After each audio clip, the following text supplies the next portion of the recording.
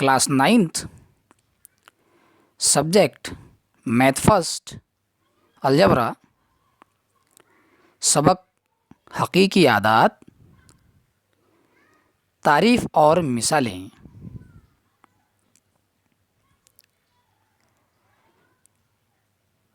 पहली तारीफ़ इस तरह है, नातिक आदात।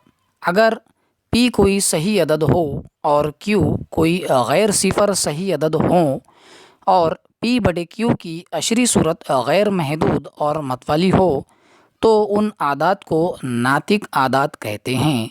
मसलन 1/3, 6/9, 25/3, 7/9 ये तमाम आदात नातिक आदात कहलाते हैं।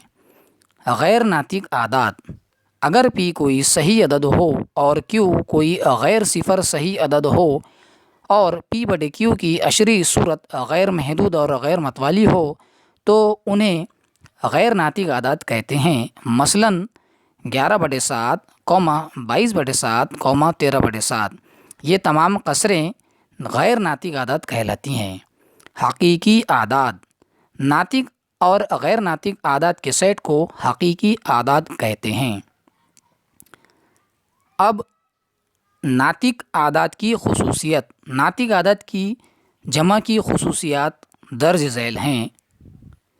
अगर ABC नातिक आदात हों तो इसकी पहली खुसूसियत होगी A जमा B बराबर B जमा A। नातिक आदात की इस खुसूसियत को मुबादला खुसूसियत कहते हैं।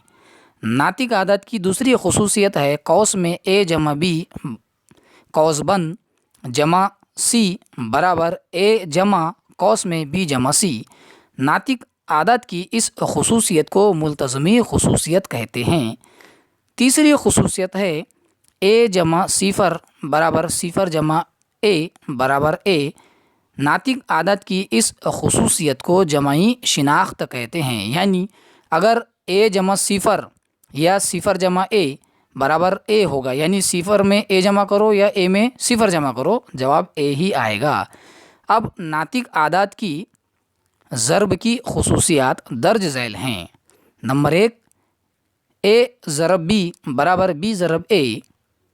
इस खुसूसियत को मुबादला खुसूसियत कहते हैं। दूसरी खुसूसियत है A ज़रब B कौस में कौस के बाहर ज़रब C बराबर A ज़रब कौस में B ज़रब C। नातिक आदात की इस खुसूसियत को मुल्तज़मी खुसूसियत कहते हैं। तीसरी खुसूसियत है A ज़रब 1 बराबर 1 ज़रब A बराबर A।